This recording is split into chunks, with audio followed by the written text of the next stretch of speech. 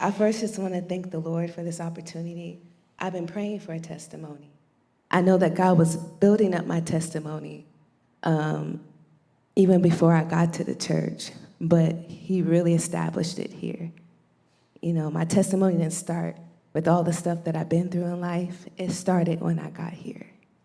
So, but I do need to start my timeline a little bit before I got to the Fire of God Church and tell you a little bit about my life and what I went through. And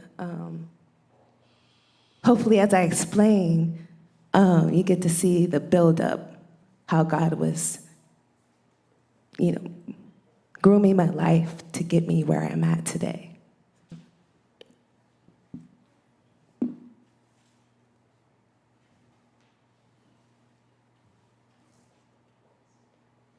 I'm sorry.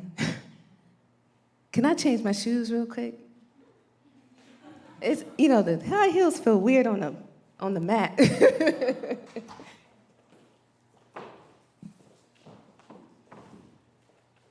So we'll put the link up for the video on Band, and I want you to watch again if you can. And for those who stepped out during the video, I would like you to watch it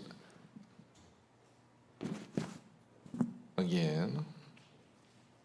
All right. So, Father, I'm up here to glorify you today and to bring you praise and to thank you for all that you've done for me and all that you brought me through. And I pray that my life will be a blessing to your people and that my life will continue to be a blessing to you. And I thank you so much for this opportunity.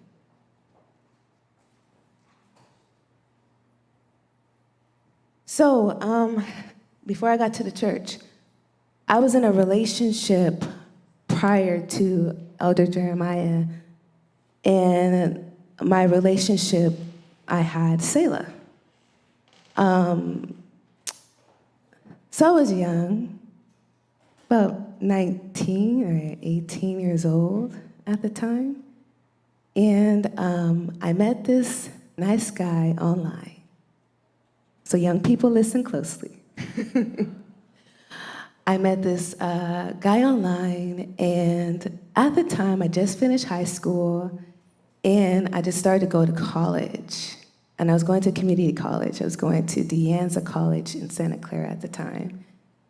And I didn't have a major or anything. I was just taking my basic studies and just seeing which way I was going to go. But during that time, you know, I felt a little lonely, and I was just trying to build another part of my life where that I had some sort of excitement. I did have issues with hurt, rejection, insecurity, all that. And there's a big story behind that, and as I tell you guys my testimony, some of it may come out. But I got with this man, and it ended up being a beautiful nightmare. And why I say that is because it's beautiful because my daughter came out of it, but it was a nightmare for me. And I don't think I've ever talked about this in public like that, so I'm gonna try to get through some stuff without crying. So,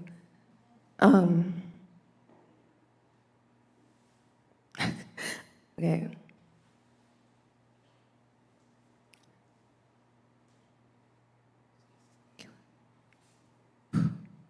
Okay, so I fell in love with this guy, and we got really close. Like, I felt like head over heels for him. And at the time, I never had any experience with dating. I never had any experience with men. And I didn't have a father figure in my life to say, no, baby, don't do that. Wait, this is not your time. I never had anyone to say or teach me what a good guy looked like, what a bad guy looked like. And to me, everybody was cool. To me, everybody was a good person, you know. And I looked at everybody and gave them a first chance, a second chance, a third chance. And I just thought people were just good people. But I never lived life yet. So when I met this gentleman, he was a sweetheart. Like, he was like a Rico Suave, and he was very handsome. And he was smart, and he was artistic like me. He loved music. He wrote raps. He sung. I did all that. And that was like one of my main connections with him, was all the things that we had in common. And mind you, this is an online thing, okay?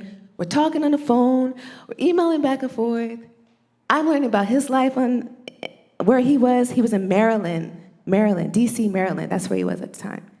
And I was in California. And I said, one day I'm gonna meet this guy. One day we're gonna be together. And we did end up together. And I had so many warnings before that happened. But when it happened, it happened. He came out here. We went through a process of things.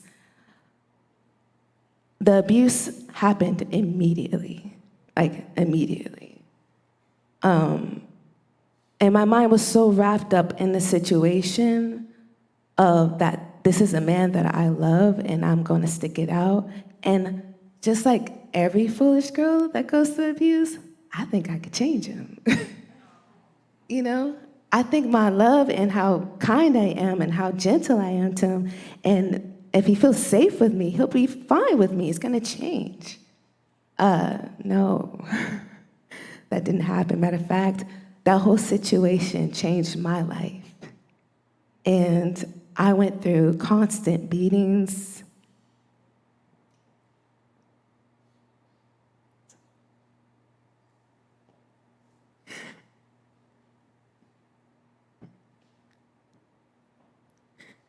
I'm sorry, I thought that I could talk about this and go back in time and think about it and express what happened, but as I think about it, it's very heavy.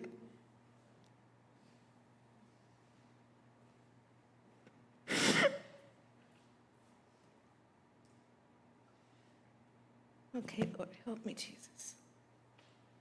So I went through constant beatings. I had a lot of crazy things that happened to my body. At that time, I was really trying to build my life with Jesus. And before I met him, my relationship with the Lord was very strong. And I think that's how I ended up here today, because of my time with Jesus prior to this man. I wasn't your normal teenager. Like, I spent a lot of time alone with the Lord, and I wouldn't go out with friends. I didn't drink, I didn't smoke, I didn't party and do none of that stuff. I was the kid that you saw in the corner reading their Bible. I was me. And I was so sure that my God was real. And even though, life wasn't easy for me and my brother growing up and with my mom, and we had some challenges, I knew Jesus was with me, and I knew he was real. And I devoted all my time to him. And I wasn't afraid to tell people about Jesus, and I wasn't afraid to tell my friends in high school about Jesus, and I wasn't afraid to be called the Jesus freak. And, but eventually all that changed. That young man said a lot of things that I did in high school, but that's another time. But anyway, back to my daughter's father. So I went through a lot of those stages. We ended up homeless together. I was pregnant, homeless. We were in shelters. I had to fight a lot to keep our lives from being destroyed, really, or even Selah being destroyed, because a lot of the beatings, he would attack Selah. Like, I was pregnant at the time, so he tried to kill her a lot. So,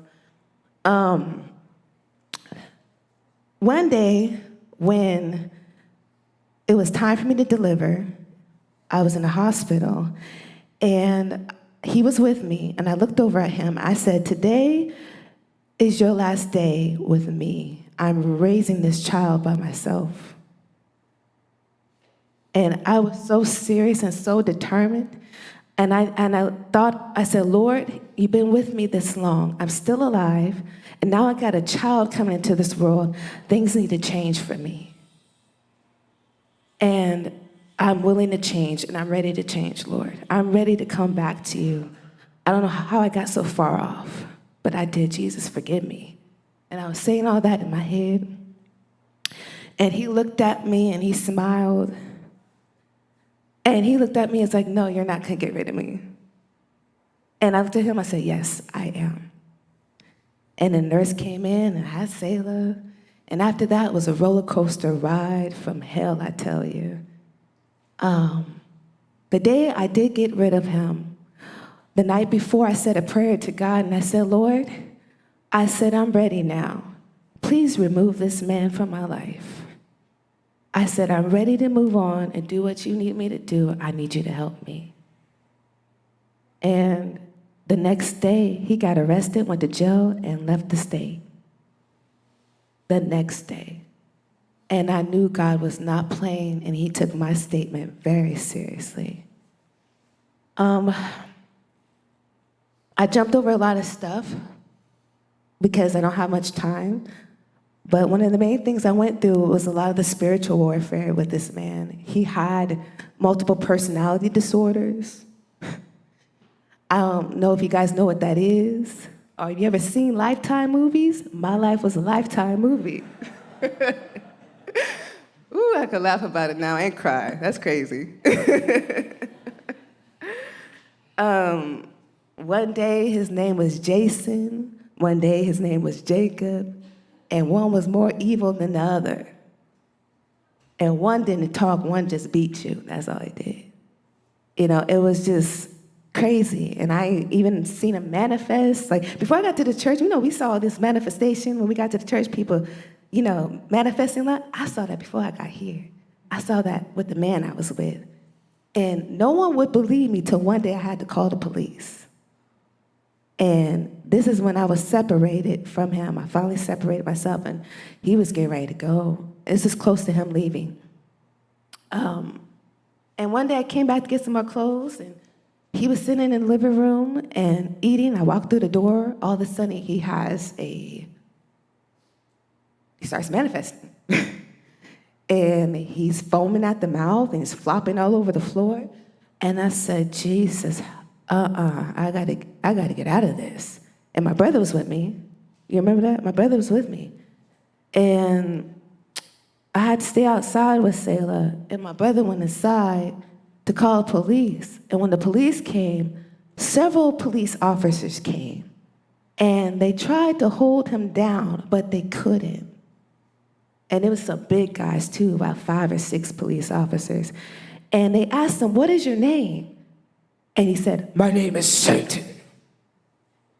And they were like totally terrified. They did not want to touch him anymore. They said, I'm sorry, honey, we can't do nothing for you. I said, yes, you can, and you're gonna take him out of my house. Yeah, but they did take him. And shortly after that, like I said that prayer, and God got rid of him the next day. But moving forward, it was me and Selah for a while. And I went through a series of things. I was working at Stanford Hospital at the time. I went from being homeless. I was actually homeless at a period of time with Selah. And I was going to school. I was in college as well. I was going to school. And at that time, I was going to school for medical assisting, and they said if I stayed on the honor roll, I could probably get into Kaiser or Stanford. And I said, you know what, Jesus, I'm gonna get this honor roll, and I'm gonna stay on this honor roll. I'm gonna get straight A's. And I did just that. I went through the program, stayed on the honor roll, and I had options at the end of it. And the first option, I was surprised. I couldn't get into Kaiser. I really wanted to, but Stanford took me like immediately. So I got into Stanford Hospital. And when I got into Stanford Hospital, I was in my training process. You got to go through like a 7-week period, and then they hire you on site. So I didn't even finish my 7-week period. I was still in school, and they hired me. And at this time, I was still homeless. And I'm like, okay, God, what's next? What are we gonna do? Like, I gotta get my own place. And eventually things started rolling. He started bringing people into my life to help me and support me, people that was working there at Stanford. And when you're around a bunch of successful people and God's hand is on you and his favor's on you, doors just start opening, and things started opening up for me to help me and my daughter get out of that situation. So fast forward, I ended up getting a second job because Stanford wasn't enough at the time. I did get my own place. I had a little studio with me and Selah. It's right down the street from Stanford. And I said, Lord, I need another job. I need a second job, Jesus. Please help me. I need another job. And it was her principal at the time. I went up to him, I said, hey, do you know anybody that I could work for? Like a little part-time gig. And he said, yeah, actually, I know this older woman who needs some help. And I said, okay, great, I'll take it. And they said, well, they said you can come for an interview in like 2 days. I said, great. I said, wow, this is gonna be a great opportunity for me and my daughter. And I go, I'm the only interview. This is an 80-year-old woman in Burlingame, right there on the border of Hillsborough, very rich area. And the whole family's there. And the family looked at me and said, we have you here today because we don't have any other option for our mother. We're all leaving the country tomorrow, and we need someone to take care of our mother now. And I looked at them, because I think I was like 25 at the time, 24, I was young, 25, and I had Selah. I said, what? I was like, how am I gonna do this? Because they wanted me to live in, and I just got my own place. And they wanted me to be a live-in caregiver. And I said, I don't know how I can do this. I have an 8-hour job at Stanford during the day. How am I gonna take care of an 80-year-old woman and my daughter? And I'm saying all this in my head. I'm not saying this out loud because I feel like God was working. So I just like zipped it. And I was like, okay. And I looked at the lady, I said, I could do this. You guys are leaving tomorrow? I'm gonna do this. There's no way I'm gonna leave her by herself, right? I said, this is my test. I felt like it was a test. And so I took it on, and it was me, my daughter, and this lovely old lady. And I lived in her house, which only was supposed to be 6 months, ended up being 2 years. They thought she was gonna die sooner. I didn't know she was dying. I didn't know that I had a dying woman on my hands, but she had dementia like out of this world. And this was my first encounter with dementia and Alzheimer's, and I never had an experience with it. I never had an experience with caregiving. I was a medical assistant, so I served in a different magnitude, not personally, one-on-one, changing diapers, giving showers. I did that back then.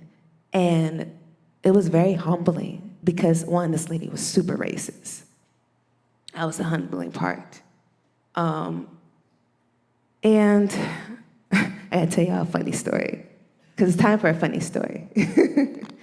So, you know, before Obama's second term, I lived in Burlingame. Burlingame is super white, okay? You don't see people like me walking down the street in Burlingame, especially by Hillsborough. Anyway, Obama was on the TV, the election was going on. I just cooked dinner for her and I and Selah. I don't know where Selah was at the time. I know she was in the bathroom, her room. But we were just about to get the results of Obama becoming the next president. And I knew how hardcore of a Republican she was and how much she hated Obama. And I was totally neutral. I didn't even know what was going on. I was too busy to think about what's going on. I had 2 jobs now. So she was like, oh, look at these numbers. He can't win, he can't win. And I'm sitting there eating my dinner, just smiling, because I have a feeling this man's gonna win, right? And all of a sudden, they said, Obama's our next president. And she's like, you, get out of my house right now. And I was like, what did I do? What's wrong? She said, you love it, don't you? You're so happy that he won. Look at you, look at you. Get out of my house. Pack all your stuff, take your little kid, and get out of my house. And I was like shaking. I was like, okay, God, problem solving. Let me help her calm her down. I've never seen the side of her, but this is dementia, right? It's dementia's coming out. And I said, look, I don't even like the man anyway. Look at his head. Got a peanut head. We don't even care about this guy. Just turn off the TV. And she was like, are you sure you don't like him? I said, I'm so sure, Mama, I promise you. I hate this man. You know? And so I heard her turn off the TV, and we were safe. We were safe. I was able to stay in the house. We didn't get kicked out. The police didn't come. You know, she was going to call police, but I knew she couldn't because her fingers was like this. Because she had and I'd never seen her pick up a phone before, so I was like, okay, no, you're not going to call police. We're okay. But, sorry, I had to do something funny for you. But that's how I got started, and I want to jump into something next.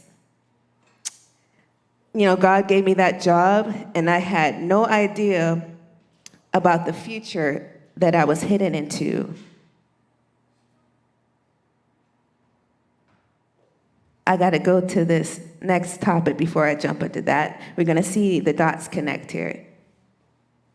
But the next thing is that during that time, I was going to a church, and at this church, they said that my husband was going to be a pastor. I had got prophesied over prior to coming here. And it was a long prophecy. I don't remember all that. But I remember that my husband was going to be a pastor. And I said, what? I don't want to be with no pastor. What is this? That's not a good word. What are you telling me, right? I didn't know anything about pastoralship. I didn't know about leadership. I didn't know anything about the importance of God's government and how he's setting up things and how important it was for me to be with the right man because he was trying to do something with me. I had no clue. But I said, okay, I guess that's a good thing. He's not going to beat me, so that's cool. He's a pastor. Good man. You know, I was thinking these things. And I was like, okay, praise God. And shortly after that, the woman that I was taking care of, time was coming to an end. And I was reading Pastor Kim's book online. But prior to that, I got to talk about this because this is going to make sense as to why I ended up here in this church. I actually had a falling out with my mom before I got to this church. I was actually very angry at my mom, and I hated her very much. With a passion. I was very mad. And I didn't talk to her for almost a year. And I did pray to God during that time because I was so devastated at what happened between us. And I just made up in my mind, you know, just me, you, Jesus, and my baby. That's it. I'm not doing this no more. I was so angry. But I didn't realize that God was going to change that and fix that situation. But he did, and I'm going to tell you how. Before I got to this church, I was reading a book online and off of Spirit Lessons. SpiritLessons.com. I know some of y'all been on there.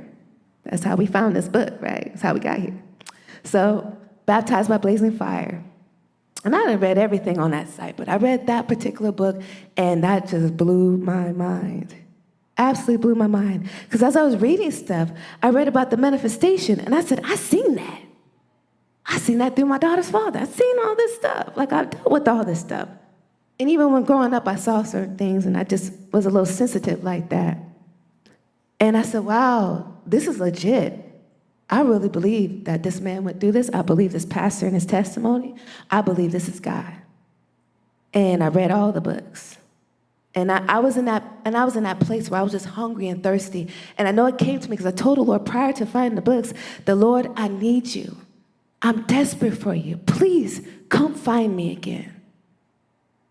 And because I was lost. I was so lost. I was angry. I was bitter. I was fat. Y'all, I was 300 pounds. I probably was more before I got here, okay?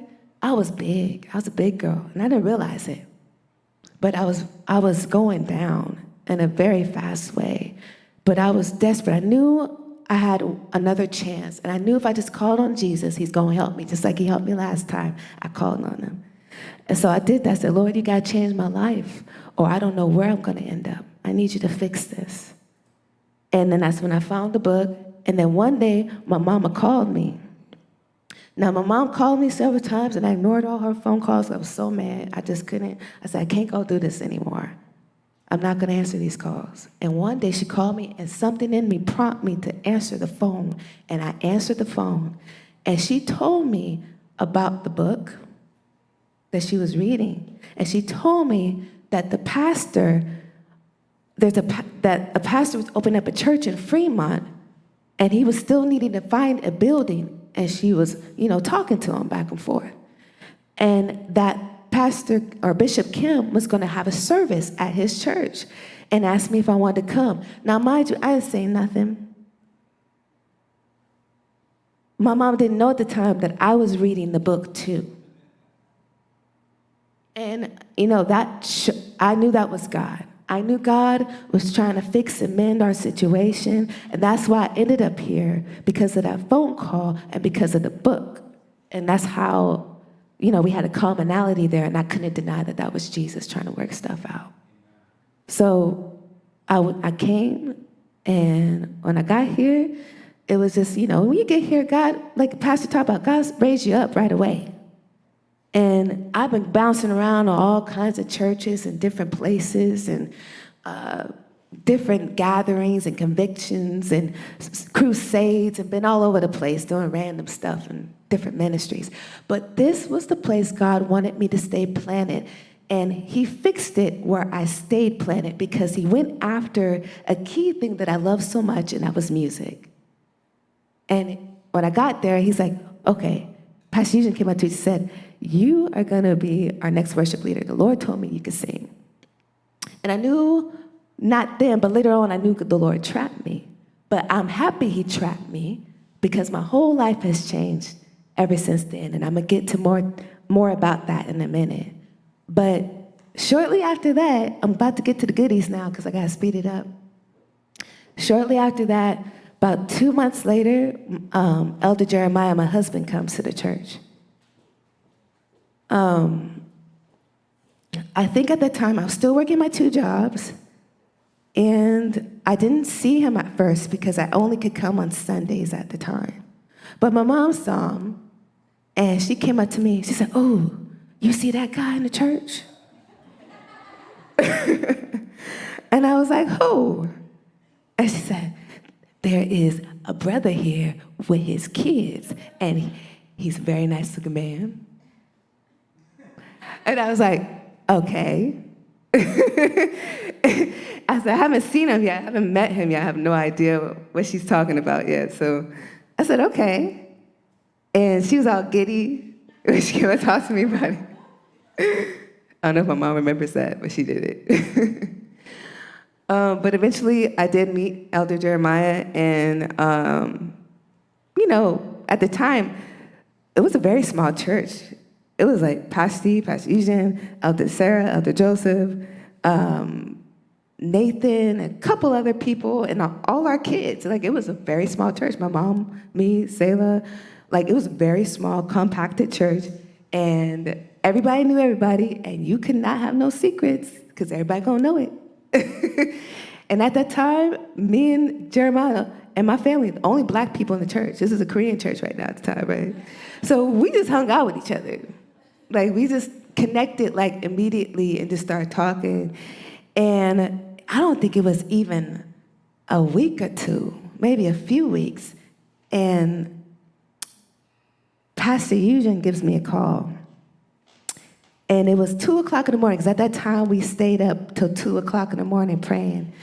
And it was about 2, 3 o'clock in the morning, I finally get home, and I get a phone call from Pastor Eugene. And she goes, she asked me, so what's going on between you and Jeremiah? And I said, huh? She said, yeah, something's there. She said, I don't know yet, but I'm going to go pray about it. And I'm going to find out. I said, okay, praise God. And I said, oh, Lord, no. I was thinking to myself, is it because we the only black people in church and we supposed to be together?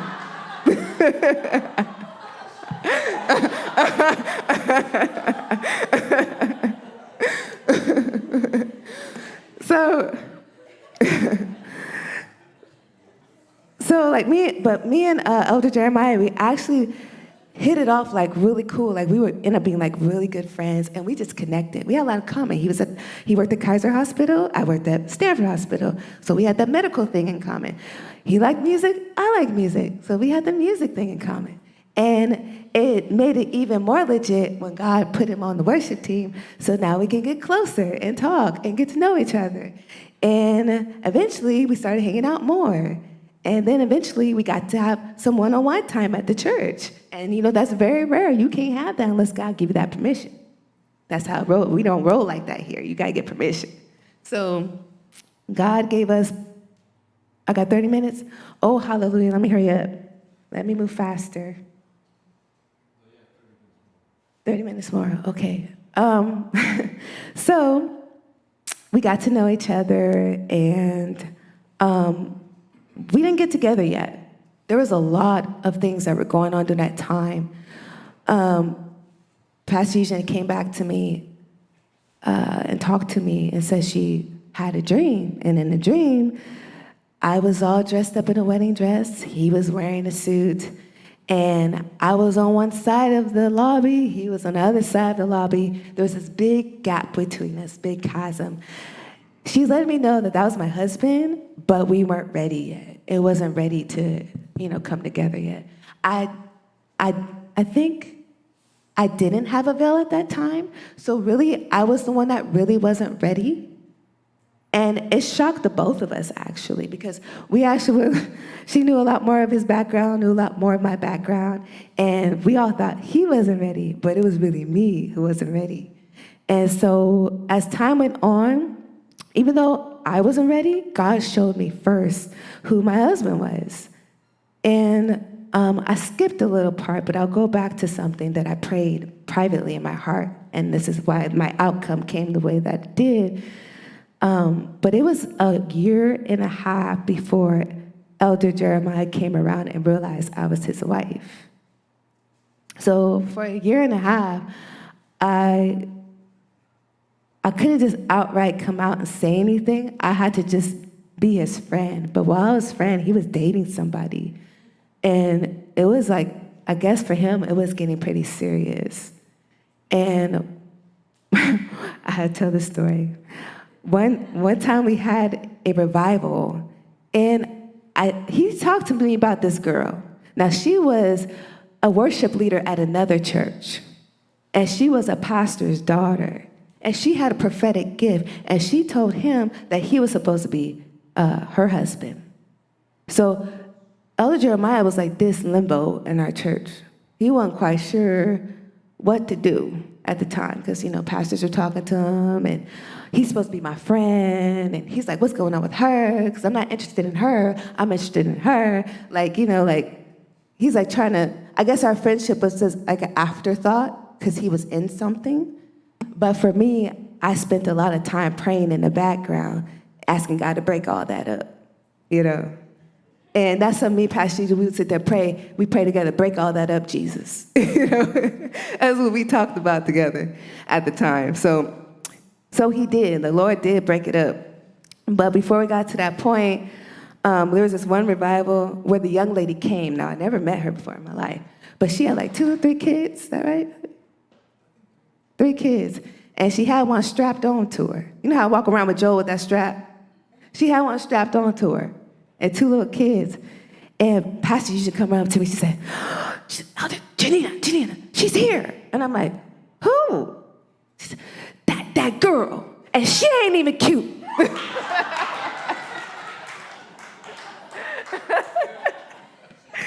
I was cracking up so hard. And I said, okay, I got to see this girl, right? So I go out there and I see her, and she's debating with Pastor Steve at times. She's debating with Pastor Steve. And I'm like, oh my gosh, what's going on in that corner? She is trying to pull Jeremiah out of the church. She was trying to pretty much say our church was a cult and we crazy and all that stuff, right? So he was in a situation, he was in a dilemma, really. He was trying to figure out which way to go, what to do. And I'm sorry, honey, I feel like I'm telling all your stories. But yeah, this is how we got together. So I guess he kept seeing this girl, and I guess one day he came back home from a trip with his boys, and they go on this trip I guess once a year or something. And he came home and he found a letter in his mailbox, and the letter in his mailbox basically described everything that him and the girl were doing. Mind you, she is a pastor's daughter, worship leader in a very prominent church, like a very popular church, and she's well known. But there was a situation behind her that kind of pushed Jeremiah out of the situation and focused back on what God was doing here, because he was asking for answers, and God gave him the answer. And a letter basically warned him to get away from this girl. We know what you're doing. You're sinning. Get out of the situation. And at this time, this woman was legally married, okay? It was like a whole shebang-a-bang of story, right? Do you mind if I tell a story, honey? Okay. And at the time, he was, too. It was all, he didn't have a full divorce yet. There was stuff going on, and that lady was like, you're my husband, you're supposed to be with me, and he's torn. He's like, he actually believed that that could be a possibility. And then here I am having to pray a lot, because I'm like, okay, God, if you said this is my husband, then I know you're going to make a way, and I know you're going to stop whatever's happening from happening. So I trust you with this, and I'm going to pray that you break this up. And he did. When he got that letter, that was like confirmation that he needed to sever ties with the lady. And so he did get out of that situation, but we still had another situation, because the Lord wanted him to pray for a wife, right? So I pray for a wife. But yeah, he went to pray for a wife, but I wasn't part of any of those options. It was 3 other women, and I did not make the cut. But I did eventually make the cut, you see.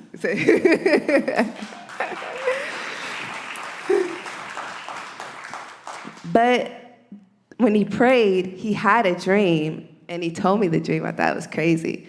So he prayed about those 3 girls, and in a dream, he said he opened up his hands, and he saw 3 spiders.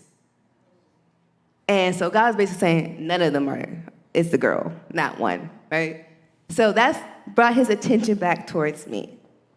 And then we started talking more, and then one day, Pastor Steve, Pastor Eugene called us in for a meeting, but him first. At that time, they thought he was jerking me around, because he didn't really show that he was even interested or cared. But, of course, I was interested, because I knew that was going to be my husband. But they were seeing things like, oh, no, you're not going to play around with her. Either you're serious about her or you're not serious. Leave her alone. That was what the meeting was supposed to be about, okay? But the meeting turned completely. We will go in the meeting. He goes first. And I think Pastor Eugene asked him, do you like Janina? Right? Is that what she asked you? Well, I remember everything. I'm going to tell it. He said, well, do you like Janina? And she said, yeah, I like Janina. She's like, would you marry Janina? Pastor Eugene will hold back. She's going to ask you the ballpark questions. And he was like, yeah, I think I would marry Janina. And she's like, oh! And she runs out. And she's like, Janina, it's time. I said, time for what? Oh, everything, from my heart, everything just fell out my behind, I think. I was I was just standing there, totally scared, nervous. I was like, what in the world is going on in that office, right? And I go in. She's like, come on, let's go. So I go in, and I sit down, look at him, and I sit down. I said, oh, God, what's happening right now? And then she goes, you know what he said? I asked him, would you marry Janina? And he said, yes. And I said, for real? I was just so shocked. The whole situation was so shocking. And because I did not see that coming, at all. And not soon. I thought that was something I would have to keep waiting for a long time. And it just happened, really quick. Felt like overnight. And before you know it, we were engaged, and it took us, 4 months, and then we got married. Don't forget about the jacket. Oh, the jacket. I don't think I have time for the jacket. But I don't have time for that. But that's how we met. But since God put us together, God also started putting other things together. And that was, he wanted me to start focusing on my weight. Now, I told you I came, before the church, I was over 300 pounds. When I came to church, I was 300 pounds. I was the original Jabba. Okay, I came looking like an alien. I was the original Jabba. I'm a number one Jabba, first Jabba walked through the doors of the church, okay? And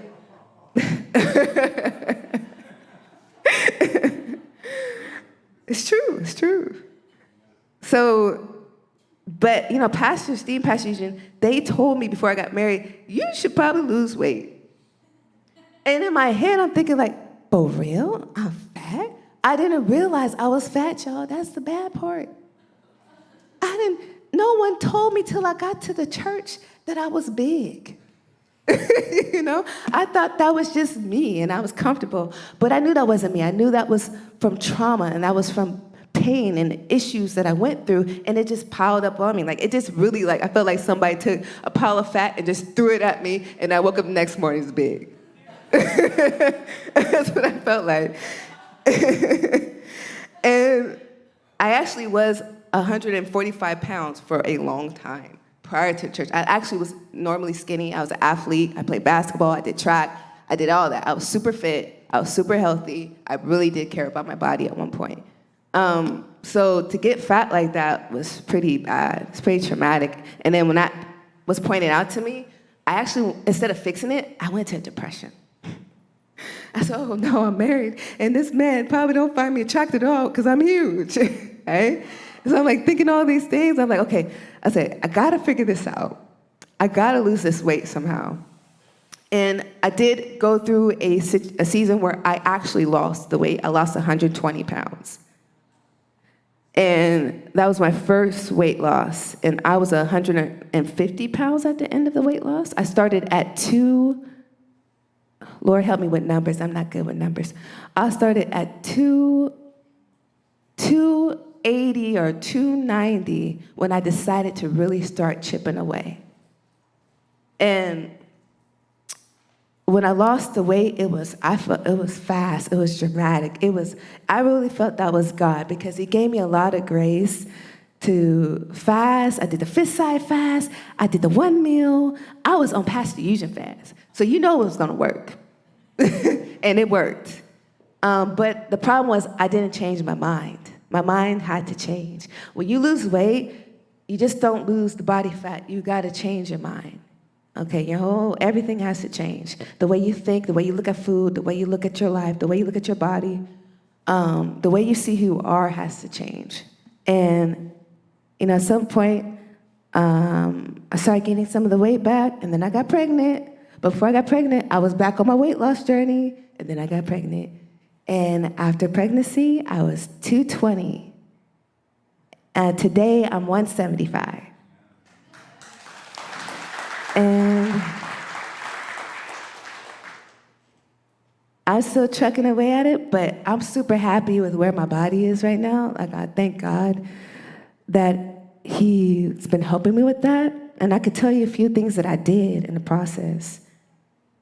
That's what I wanted to share about with today, because I know some of you guys noticed that I lost a lot of weight and been coming up to me and asking me what I've been doing. And one of the main things that jump-started my weight loss is, first pastor put me on a fast. So I really stuck to that, and I just started working out again. I didn't work out on my last weight loss. I just ate better. And this time, I worked out, I ate better, and I learned how to sustain my weight. Not just lose it, but get to a place where you can sustain it and not gain it back, or at least have control. You don't want the weight to control you. You want to be able to control the weight. But no, we're not going backwards. I really do talk to my body. I know that sounds crazy, but I talk to my body. I said, I'm sorry, honey, we're not gonna get fat no more. You're not gonna gain the weight. We're not going backwards. I don't care, we're not eating that. That has too much sodium. You know your body does not like sodium. And so I really talked to myself, and it's been helping me. But one of the first things that I did after I got on the fast was I did a cabbage soup diet. And this cabbage soup diet, it's on YouTube. It's actually pretty popular. And this one girl, she did it. She was like, she lost 20 pounds in 6 days. I'm like, how you lose 20 pounds in 6 days? I was like, she must have been throwing up. She must have been doing something else crazy. You know, you just can't lose 20 pounds in 6 days. That's crazy. That's dangerous. You probably die, right? But I looked into it. She did the cabbage soup diet, and it's just cabbage, carrots, onions, garlic. I put apple cider vinegar in it. She put mushrooms. It's very simple. And the point is, stay away from sodium. So I didn't use chicken broth and all this other stuff to flavor it up and doctor it up. I use natural herbs and natural seasonings and things like that. And you put a little tad of pink Himalayan salt, just so you can handle it, because you're doing it for 5 to 6 days. But I did it for 5 days, and the first day I lost 5 pounds of water weight on the first day. And then by the end of the 5 days, I didn't eat nothing else. That's all I ate was the water and the cabbage soup, and I lost 12 pounds in 5 days. So when I saw that I was able to do that, I said, okay, God, this is gonna jumpstart my system. Now I can start the true diet. What I've been eating is actually gonna be more effective, because now I know how to lose the weight. I know how to sustain and keep it off. So I started working out. I started doing high intensity workouts. You know, for me, my mind just had to change. I got really determined this year. You know, I said, there's no way I'm gonna go backwards on my weight. God is expecting more from me. God is expecting me to change and to bear fruit. And years ago, the Lord told me, he said, it's gonna be hard for you to bear fruit, but I'm gonna help you. And it has been hard for me to bear fruit. It's been very hard. I know you guys see me in these positions and things like that, but that's God's grace. It's been hard for me to develop into what God is designing me to be, and that's a leader. And how he's been helping me with that. When I got with Elder Jeremiah, we started a business. God came to us and told us to start a business. And guess what business that was?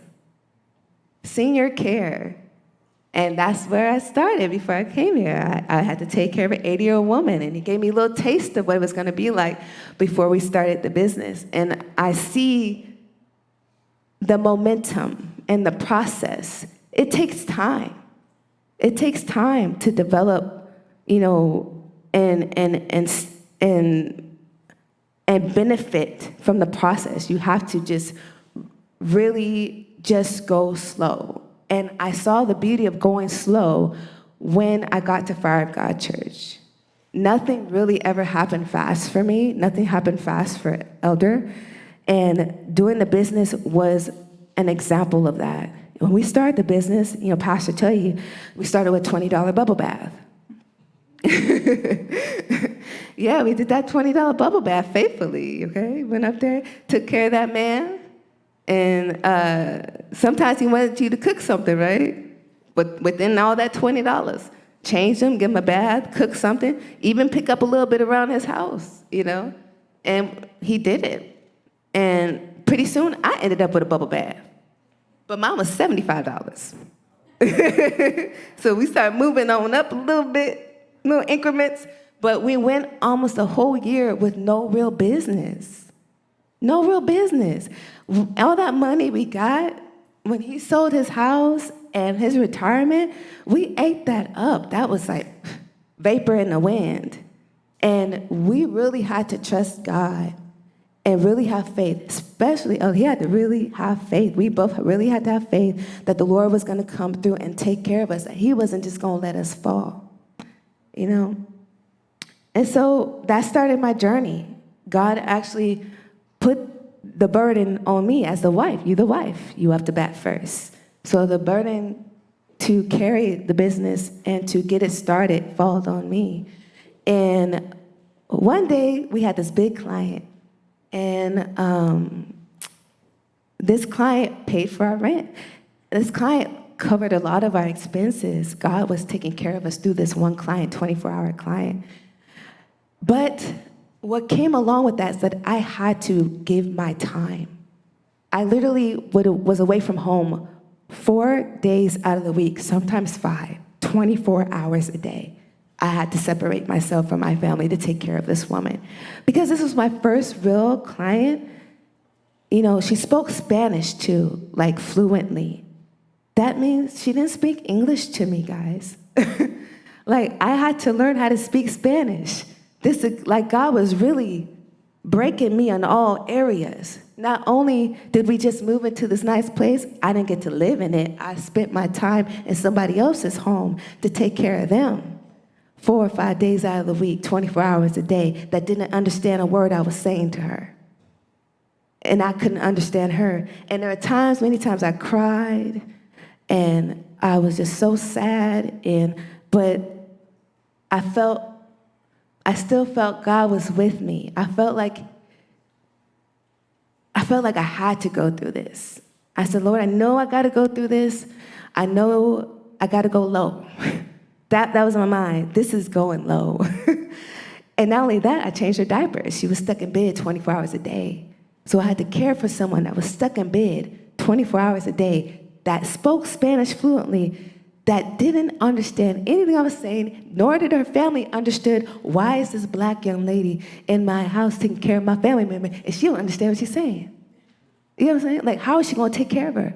But by the grace of God, I did it. Like, he worked it out. I learned Spanish, not fluently, but I learned enough to have conversations to get through the care, to take care of her. And God showed up every time. Even though it was hard, it was very hard at times. She was actually at a very high level of dementia, and it was really hard to deal with that. It's one thing to handle someone that speaks English and has a mental illness, but someone who speaks Spanish and has a mental illness, that was a whole nother ball game. So this is around the clock, and she didn't sleep either. When you have dementia, you have, it's called sundowning. So you stay up all night, you sleep all day. And that was the situation. So I did that for almost 2 years, actually, because it was a constant back and forth. As I started hiring people and got people to work around the clock, and I actually had Spanish speaker workers that really helped nurture this client and take care of her. That was I think I would have to say that was my Joseph stage. That was my prison. I lived in those 4 walls, serving and taking care of this woman. But while I was doing that, God was blessing everything I was doing. He was blessing my household. He was blessing my children, blessing my husband. While I was over there working, God was breaking me, but yet he was still giving me favor where I was.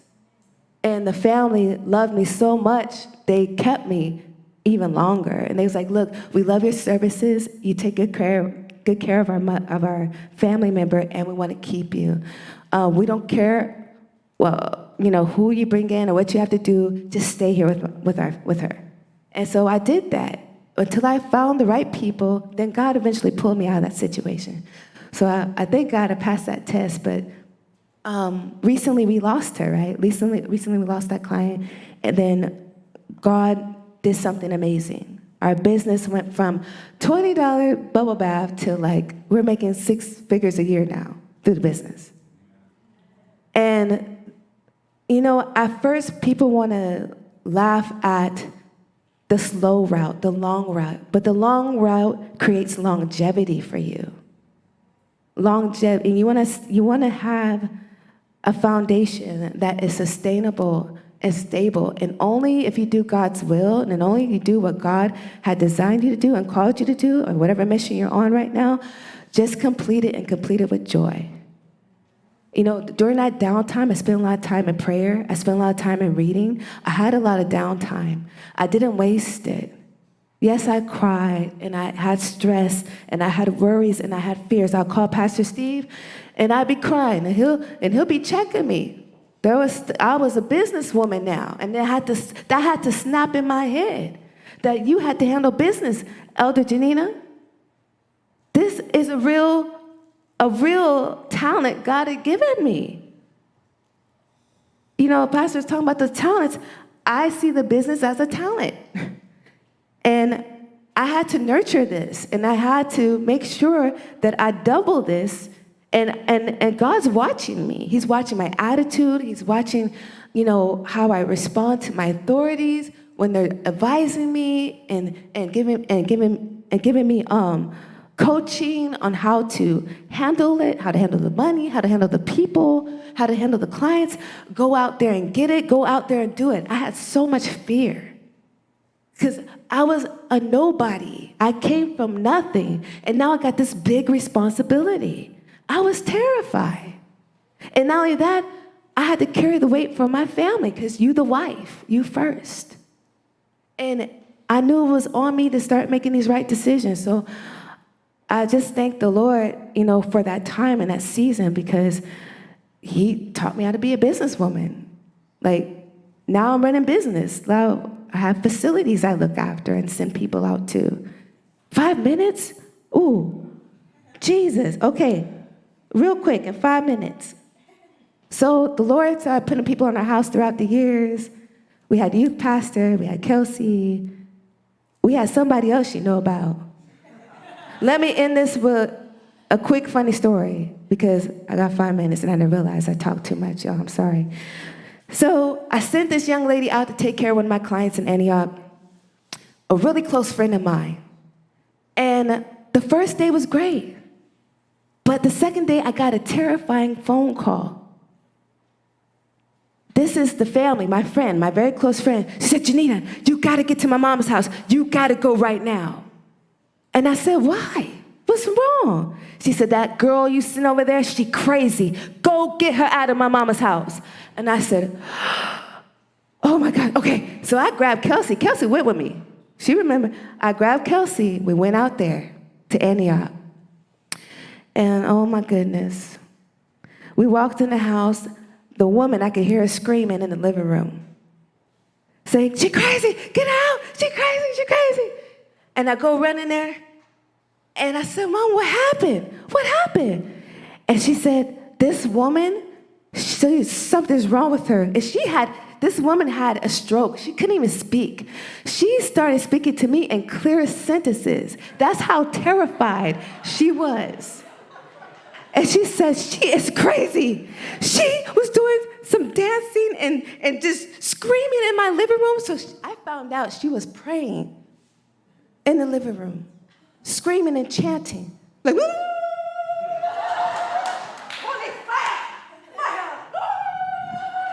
Doing all these crazy things in front of my client. And I said, oh God, how am I gonna fix this? This is a close friend of mine. How am I gonna fix this? And I talked to her, I said, don't worry, Mom, I'm gonna take care of it. And here comes around the corner. Elder, I don't understand why she's acting like that. I'm not crazy, she's crazy. Look at her. Why are you lying to her? And I looked at her and I said, okay, I think it's time we're gonna end our day today, okay? You can go home. It's okay, you can go home. And the lady was like, get out of my house and don't ever return to my house ever again. I never want to see you again. Get out. It was so bad. And it was like damage control out of this world. But that's just a little bit of things that I had to go through. That's just one thing. There were several other things that I went through just running this business and dealing with dementia clients or just dealing with employees and staffing and just people. But real quick, I'm going to shut it down because I have to close it out now. Did I cover everything, Pastor? I did. Oh, thank you, because there's so much. I didn't know how I was going to get it all out, y'all. I didn't know all this was going to come out. Part 2? Oh, praise God. I think I got a whole book. I don't know. They're asking for me back? Okay. Yes, okay, there's a lot. There's a lot to talk about, but I just want to give God the glory, and I want to tell you, like, God is watching what you do in secret and what you do privately, and how you utilize your time in that downtime where you're at the bottom. The bottom's not that bad, you guys. The bottom's not that bad. Now I see the outcome of being and going low. You know, I wiped so many behinds, I can't tell you how many. You know? More than my own baby. Like, I've done some things that you guys would be amazed what I had to do. But I'm happy to do it because, one, I love people, and I know God put me in this business because my heart for people, and he's also trying to make my heart look more like his. And I realized that's what he was trying to do. He's trying to love the unlovable. And even though that young lady that was in my house had that problem with my client, I still saw potential for her to change and grow and get established here in our church and develop and do what God wanted her to do.